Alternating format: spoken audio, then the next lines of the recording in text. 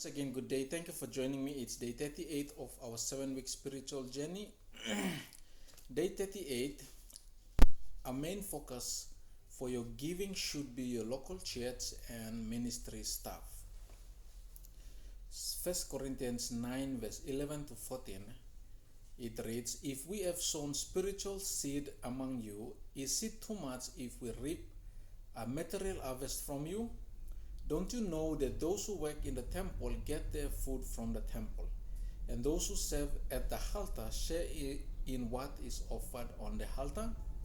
In the same way, the Lord has commanded that those who preach the gospel should receive their living from the gospel." A few years back, I used to send my tithes and offering back to the village. After doing some studies on stewardship, I came to learn 4 things. Number 1, our tithes and offerings are not fundraising. Our tithes and offerings are not church fundraising. Number 2, our tithes and offering are our worship to God. Number 3, so since it is our worship to God, number 3, wherever that I will be going to worship God, or the local church that I am attending, should be the place that I should return my tithes and offering. Because number 4, which place that I'm in, that is the small mission field that I am called to serve. So like singing and praying, like listening to the service on that particular day, returning our tithes and offering is part of our worship to God. So in doing so, our worship is gathered together, and then through the church's appointed, anointed process through which all the finance and the treasury is managed, through that, in supporting God's work, our gospel workers or frontline workers, we call them frontline workers, like the ministers, the pastors, the lay workers.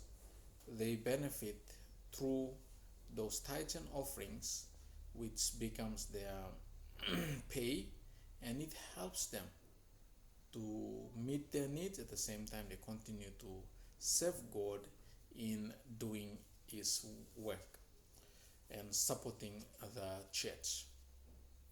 So in the book Counsels on Stewardship, page 36 by Ellen G. White, it reads, "The Lord does not propose to come to this world and lay down gold and silver for the advancement of His work.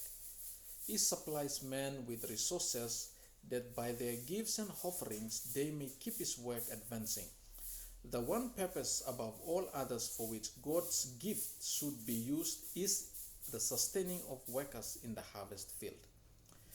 The next statement that I will read is a powerful statement, and I want you to hear it is, "And if men will become channels through which heaven's blessing can flow to others, the Lord will keep the channel supplied." That's a powerful statement. Brian Cult made a statement also saying that no church has a money problem, only a faithfulness problem. So we are to be faithful to God in returning our tithes and offering to the local church that we are going through. It's not very advisable to be at the house and send your offering and tithes to church. You personally should go to church because God requires you to be in church to worship Him and at the same time return our tithes and offering. Thank you. That's all for our day 38. God bless.